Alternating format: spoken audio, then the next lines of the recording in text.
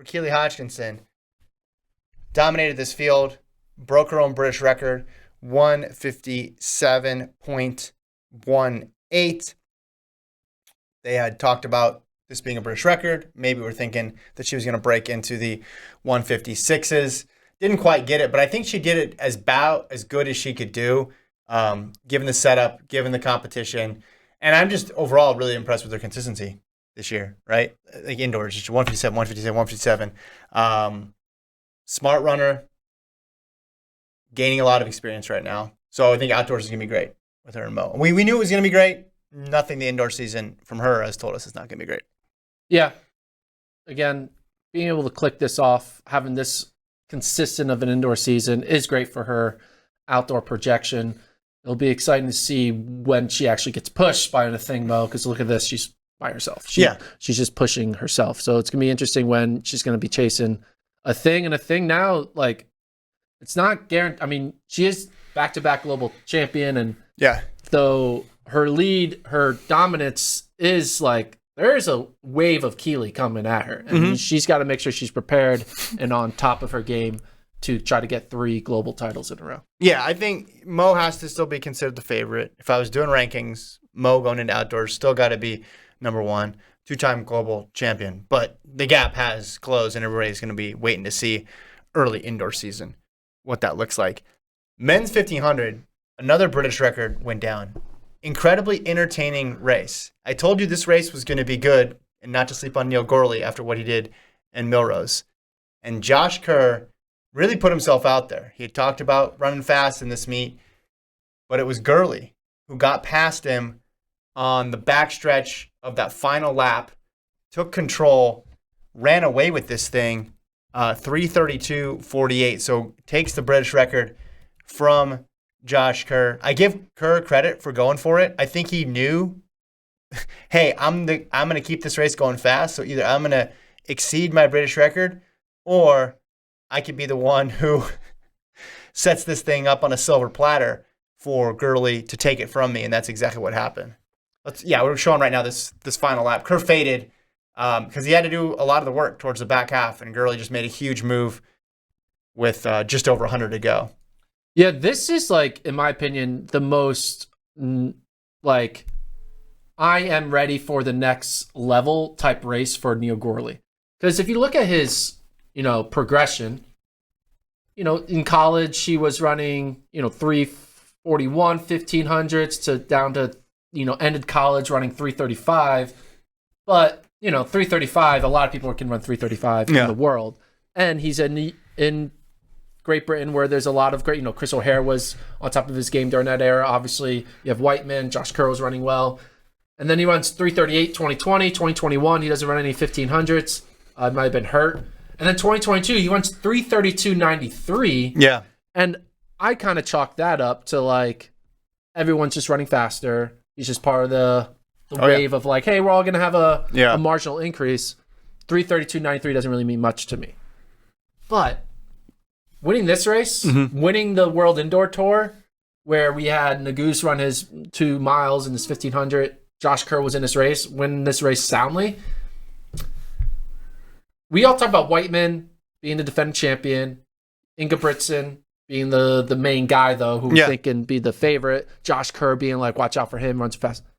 Gurley, we might be sleeping on the actual person who may surprise us all in August, and it might be Neil Gorley. We said a couple weeks ago, 8 countries had a person who could win the men's 1500, but there's multiple countries who have multiple athletes who could do it, right? And Great Britain would be one of them because you have Gurley as a sleeper. Whiteman's already done it. Kerr's medaled before.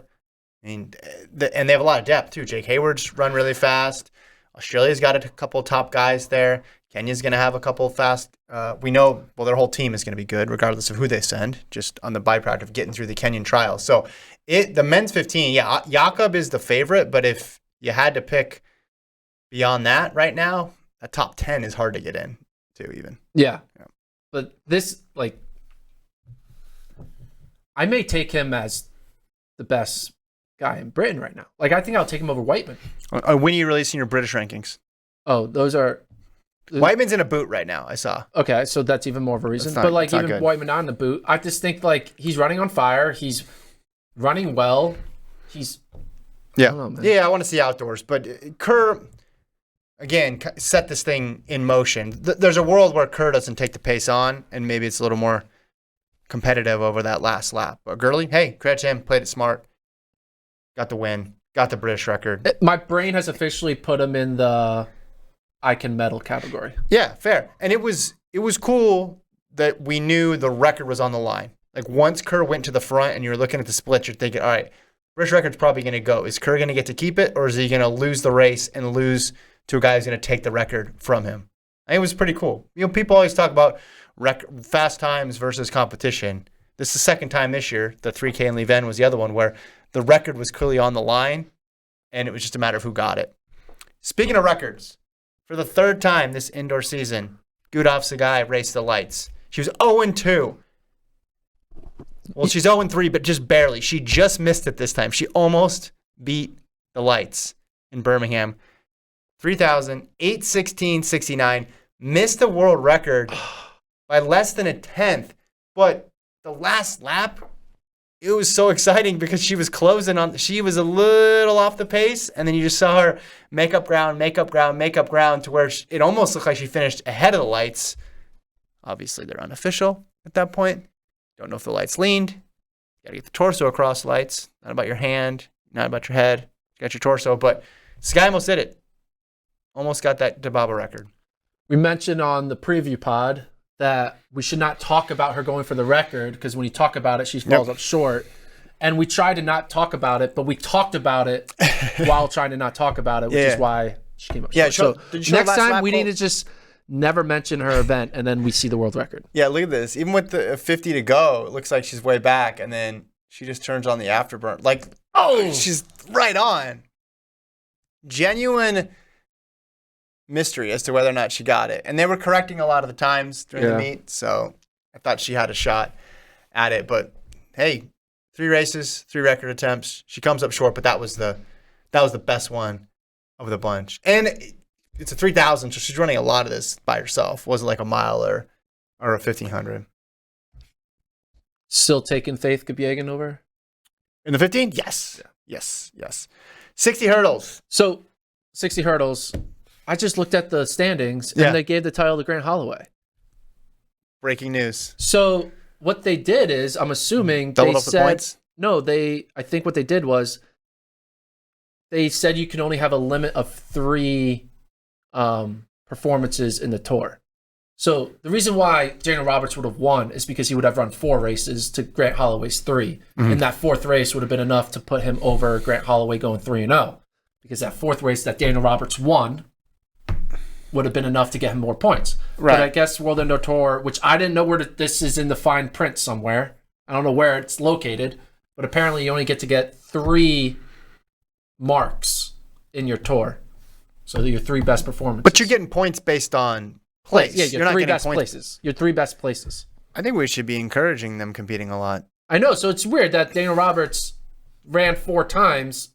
Those total points is more than Grant Holloway going 3-0. Yeah. So Grant Holloway, good runner, but in our eyes, Daniel Roberts is the real champion, the true World Indoor Tour champion. Your buy is not worth anything at all, but we know the truth.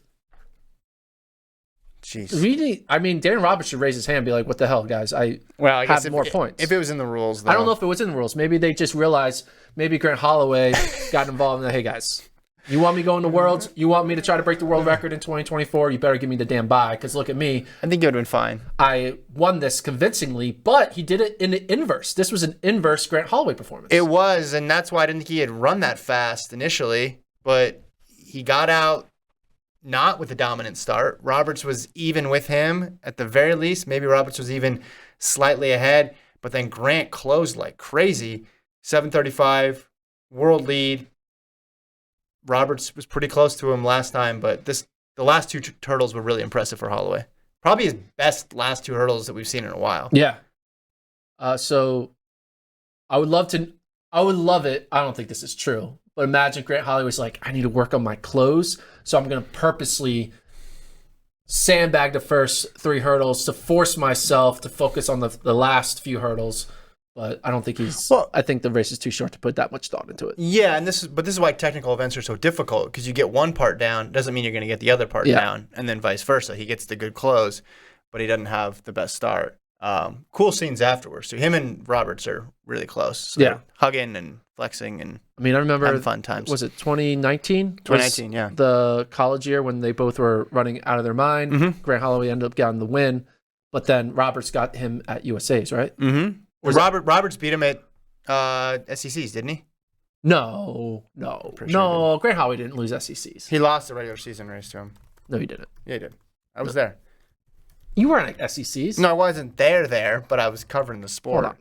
Let's look this up. 2019, SEC's second, 13-12. Oh, wow. Daniel Roberts, 13-07. Yeah. You're right. Because there was legitimate that lit a questions. fire. Well, no, because then that set up the famous Grant Holloway mix zone eat your words moment. Yeah. Because you or I or Lincoln or somebody was saying it might be a toss-up between Holloway and Roberts at that point, because Roberts was so good. I mean, it was a toss-up. He ran 12.98 and Roberts ran 13.0. I don't know. That's a toss-up in my opinion. It was a great event. It was great. That whole year was great because you had a dominant figure in Holloway come in, and then he was actually going to be challenged, and we wanted to see how he would respond, and he responded by breaking the collegiate record and running 13 seconds. That's what's great about Holloway's dominance, is that it's not like a foregone conclusion though that he's going to win, because he does still. He's taken losses. Taken losses, which makes it you want to watch because you know he's a heavy favorite and he should win, but you want to be like, maybe he'll lose. It's not like watching Mondo. You're not thinking he's going to lose, but watching Holloway, you're seeing greatness that may lose. You can makes see it more fun. You can see a world record. Yeah. You also could see an upset. A loss. The hurdles have a little bit of unpredictability into them. Also, Holloway, which is why you should never bet on him like I did in the Olympics.